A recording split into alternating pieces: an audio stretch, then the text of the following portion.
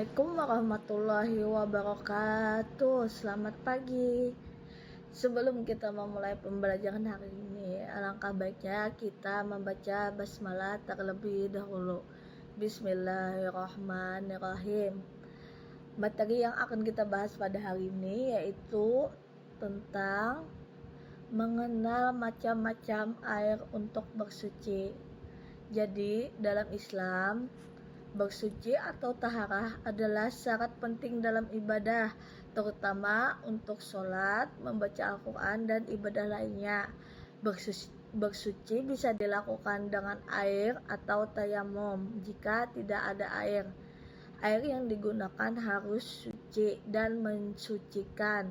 Artinya air tersebut tidak boleh bercampur dengan najis atau zat lain yang mengubah sifatnya.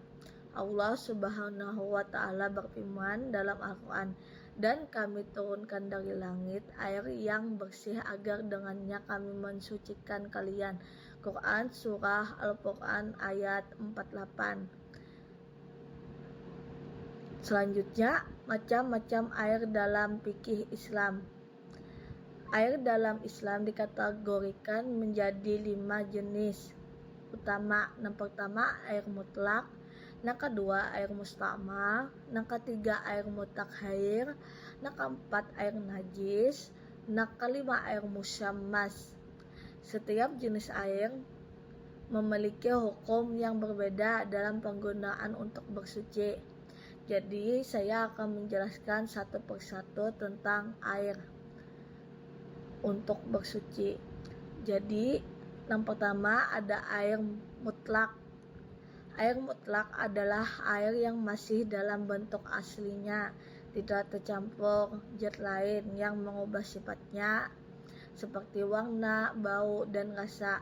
Air ini suci dan mensucikan sehingga sah digunakan untuk wudu, mandi wajib, dan menghilangkan najis.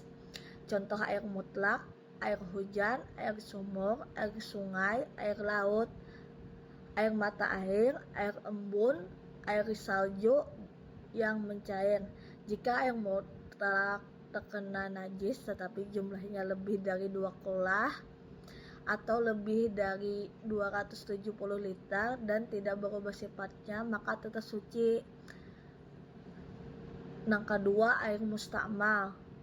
Air mustamal adalah air yang telah digunakan untuk bersuci atau berwudu tetapi tidak mengalami perubahan sifat. Hukumnya suci tetapi tidak bisa digunakan untuk bersuci kembali jika jumlahnya kurang dari 2 kulah. Contoh air mustamal yaitu air bekas wudu yang terkumpul dalam satu wadah. Yang kedua, contohnya air yang telah digunakan untuk mandi wajib. Jadi jika air mustamal bercampur dengan najis, maka hukumnya menjadi najis dan tidak bisa digunakan untuk bersuci. Yang ketiga, air mutakhir. Air mutakhir adalah air yang berubah sifat seperti warna, bau, atau rasa karena bercampur dengan zat lain. Air ini terbagi menjadi 2. Yang pertama, jika berubah karena zat suci seperti teh, kopi, sabun, maka tidak bisa digunakan untuk bersuci.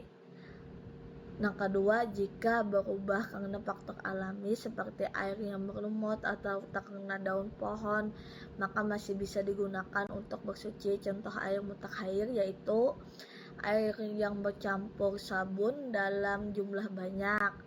Yang kedua, contohnya air yang berubah warna karena teh atau kopi. Yang ketiga, air sungai yang mengalir melewati tanah berwarna merah tetapi tetap alami. Yang keempat, ada air najis. Air najis adalah air yang terkena benda najis seperti darah, air kencing, atau bangkai hewan. Air ini tidak boleh digunakan untuk bersuci. Hukum air najis berdasarkan jumlah. Jika kurang dari 2 kulah, otomatis menjadi najis meskipun tidak berubah sifatnya. Jika lebih dari 2 kulah, tetap suci selama tidak berubah warna, bau, atau rasanya. Contoh air najis, air yang terkena kotoran manusia atau hewan, air yang bercampur darah, air yang terdapat bangkai kecil seperti cicak dan menyebabkan sifat.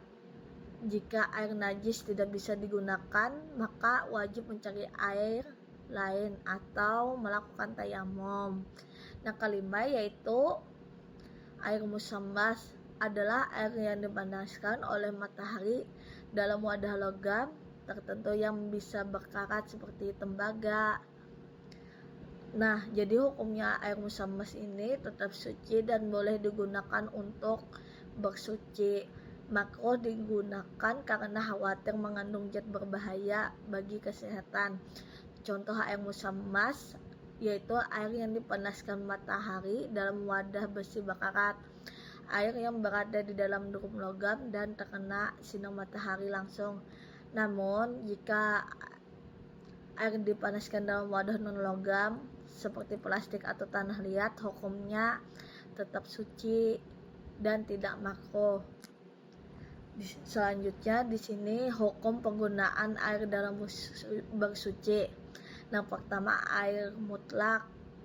Nah, jadi air mutlak ini boleh digunakan untuk bersuci. Yang kedua air mustakmal.